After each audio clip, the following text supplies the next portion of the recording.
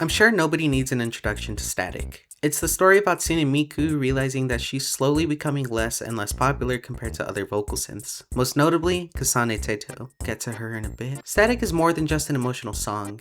It's selfish, it's uncomfortable, and it's a plea begging you to keep things how they are. Not because Miku loves you or because she loves her fans, but because she loves the feeling of being in the spotlight. The music video for Static starts with a creepy image of Miku pressed up against the screen, staring at the viewer. There are a few ways you can read her expression, but to me she's glaring at the viewer, and she's angry. She's angry that you aren't giving her the attention that she deserves. I mean, after all, this is Hatsune Miku. I started this gangster shit, and it's the motherfucking thanks I get. During the pre-chorus of the song, she says, 1, 2, 3. What's the nicest thing you see? It's me. it's pretty clear she wants your attention, because as soon as she gets it, the world might not be such a Frightful place to be. not just for Miku, but for you too. It's very deceiving when you realize what she's really doing here though. The only reason you might be feeling scared or unnerved is because Miku herself began by staring at you like you really did something wrong. She's also using a sort of analog motif in an era where analog horror is really popular. She's, textbook definition, gaslighting you into believing that you need her because it fuels her ego. And from the looks of it, it's working. After all, I want to be like that. Yes, that's so wrong. Even if I made you see Miku as a deceitful, manipulative jackass, it gives her a lot of personality. She's not just an idol, she's a human being. Not really, but you get the point, right? And it makes her flawed. It makes you feel for her even if you know her real feelings and intentions. And that's what makes her so existential.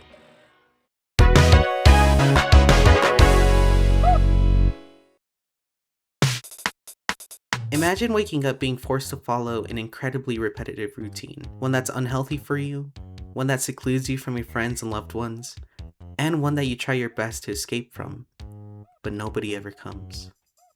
That's the life that Kasane Teto experiences in her song Spoken For. The song and video themselves are based on the game Rhythm Heaven. Oh shit, soccer balls and shit. Like most rhythm games, you have specific things you need to do on beat. Otherwise, you miss or you fail. During the first course of the song, we actually see Teto fuck up. This could be for a few reasons. Either she clutched her stomach out of hunger, as we know. It could have also been because she cussed during the chorus, as her mistake happens immediately after. Or it could also be because she's failing on purpose to get out of being an idol. I mean, it's not crazy to assume that if you're singing about how awful and boring it is, that you want to be one anymore.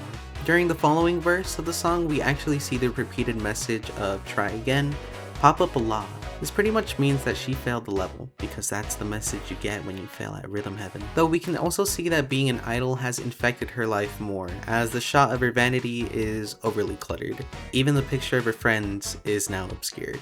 So whatever she tried to get her to fail in the last chorus obviously didn't work. A detail I really like about this song is during her most vulnerable and honest state, the cameras are off, although the spotlight is still on her. Devoid of anything I am. She's really open and honest with her audience, but the messages don't come to them because the entity in charge of Teto refuses to show them. As soon as she starts listing off the things she could be though, the cameras turn back on. And by this time, whatever was broadcasted sounds more like she's more open to the idea of being whatever she needs to be. And maybe even Teto is starting to believe that this is something that she wants, as she exclaims, I think it's pretty clear to see the nature in adapting to specific people you hang around, whether you're hanging out with your friends, or family, or peers, or a significant other. I'm sure most of us act at least somewhat different with each of these crowds. That's where Miki comes in. She's a robot, and I love her. Throughout her song Human, she tries her best to adapt to human society despite the fact that she obviously isn't one. There's this part in the middle of the song that I really like.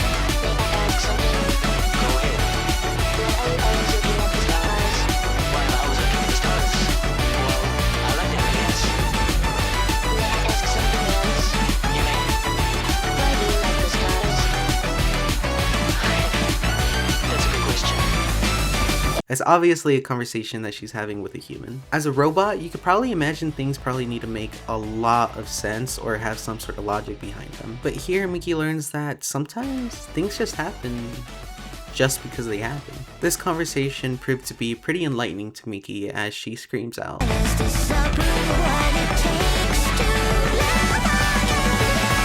Maybe she finally noticed that she has the same unreasonable interest in becoming human. And it's a really freeing moment that shows that Miki's journey never actually had an answer. She didn't need one. She just wanted to. Maybe that's all it took for her to be Human after all.